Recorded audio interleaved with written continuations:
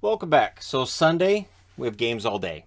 Monday, we have games all day. So for members and patrons, odds are the live stream we do for members and patrons, that's usually every Monday. Last week it had to be done on Tuesday due to extenuating circumstances. This week, due to hockey, it's probably going to get delayed till Tuesday. Just throwing that out there for members and patrons, keeping an eye on things. So starting at 1 o'clock Eastern, 10 a.m. Pacific, we will have what might be the game of the day between Carolina and Pittsburgh. So I'm wearing Pittsburgh because I think, sure, why not? So Carolina's 33-11-4, right? And they're rolling. Last 10 games, they're 6-2-2. They've won their last game. 6-2-2 by their standards is not a great 10-game period, right? Away from home, they're 16-7-2. Pittsburgh, 31-12-8 overall over their last 10. They're 5-2-3. They did lose their last game in Toronto. I think they're looking for a bounce back.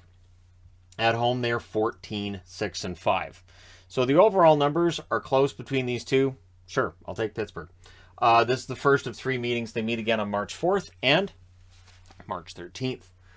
2 p.m. Eastern, 11 a.m. Pacific, we get into Montreal and the Islanders. I could try to sell this as game of the day, but I can't. November 4th, the Islanders won this matchup 6-2. They meet again on April 15th. Might be to determine draft position. So for Montreal, 33-7 is their record now. So they've passed Washington's 8-game mark. Now they're up to 9. They've tied the Winnipeg Jets. The Islanders 18-20-6. So both of these teams with not great records. Over the last 10 games, Montreal 1-8-1. They did win their last game over St. Louis. Away from home, they are 3-16-6. So we shall see whether or not they can win that fourth game. I thought about wearing Montreal for this preview, but I thought, no. The Islanders 18-20-6. To get there, they've been 4-6 in their last 10. They did win their last game. At home, they are 10-10-3. So for the New York Islanders, we shall see if they win this one. That should be a win for them because, again, Montreal's road record, not great, but we shall see. Then an hour later, 3 o'clock Eastern, noon Pacific, the Florida Panthers and Chicago Blackhawks get things started. So Florida is 34-10-5 over their last 10. They're 8-2. They've won 2 in a row. Away from home, they're 11-7-5. I kind of feel like this one could be an upset. Chicago's 18-25-8. Their last 10 games are 3-6-1. They lost in a shootout 1-0 against Dallas, but Fleury's playing really well. And Fleury would love the challenge of the Florida Panthers, so we shall see if he's able to stand up to that challenge, right? They're 8-12-4 at home, the Chicago Blackhawks. This is the first of two meetings. They'll meet again in Florida on March 31st. So we shall see. 5 o'clock Eastern, 2 o'clock Pacific, we then get into the New York Rangers and the Ottawa Senators. October 23rd, the Rangers beat Ottawa 3-2. The third and final meeting between these teams will be on April 9th. For the Rangers, they are 31-13-5. Over their last 10, they're 6-3-1. They lost their last game in extra time against the Detroit Red Wings. Away from home, they are 15-9-2. So for the Rangers, I think they're playing pretty darn well. I do. And so I kind of expect a win over Ottawa here. Ottawa's 18-25-5. It'll be the second half of a back-to-back. Over their last 10, they're 5-4-1. They did lose their last game in extra time. And at home, they are 9-14-2. So for Ottawa, it's been a season so far, and there's talks of them selling, and with some selling going on already, we'll see who plays for Ottawa and who doesn't. There's a lot of talk about Nick Paul being traded, and I'm just going to say this straight out. Nick Paul, if he gets dealt, could be one of those really solid deals for a team. If he goes to a contender, he could be one of those guys we look back on like a Barclay Goodrow and say, wow, he came in, nobody really knew what to expect, and he was a key part of a winning team. 6 o'clock Eastern, 3 o'clock Pacific, the Buffalo Sabres and the Columbus Blue Jackets go at it for the third and final time this year. On November 22nd, Columbus beat Buffalo 7-4. On February 10th, Columbus won that game in overtime 4-3. So for Buffalo, they're 16-26-8. Over their last 10, they're 4-5-1. They've lost 2 in a row. But again, it feels like they're on the verge of turning things around. And as a Canuck fan looking back they remind me of after the Canucks picked up Cliff Ronning and Jeff Courtnall and Robert Dirk. And I thought they were going to be better. And they were, but it didn't show in the results. Since Tuck and Krebs joined this team, Buffalo's been a better team. It's just not showing in the results yet. it could bode well for next year, as it did for the Canucks all those many decades ago. They're 8-12-4 away from home, the Buffalo Sabres. This is the second half of a back-to-back, so Columbus should win this one. Columbus is 24-23-1. Over their last 10, they're 6-4. They did win their last game. And at home, they're 12-10-1. So Columbus looking to sweep the season series. Buffalo looking to beat them and hurt their hopes for getting back into the playoff hunt. Then at 7 o'clock Eastern, 4 o'clock Pacific, as there's 1 hour between almost every game. 1 hour, 1 hour, 2 hours, 1 hour, 1 hour. And again, it's a long weekend on both sides of the border. So I believe it's President's Day right in the States.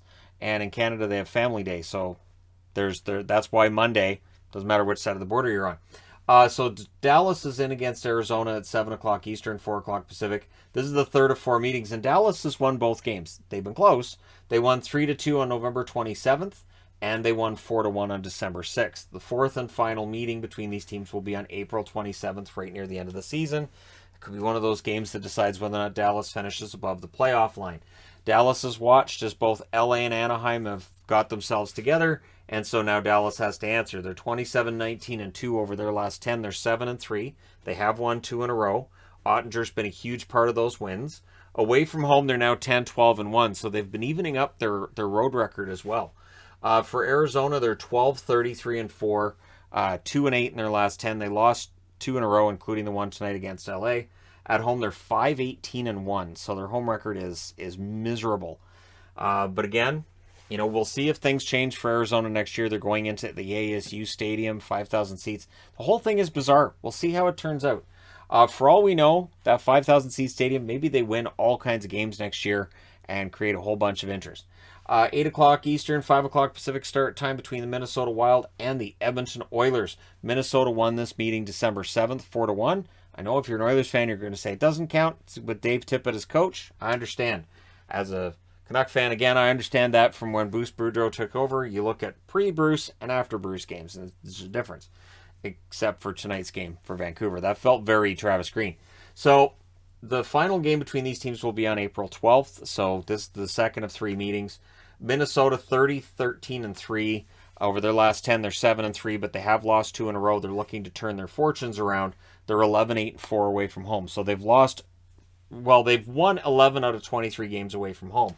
And they're going in against an Oilers team that is 28-18-3, technically 4 points behind Minnesota, 7-2-1 in their last 10, similar to their last 10, but they've won 5 in a row, and Edmonton's really rolling.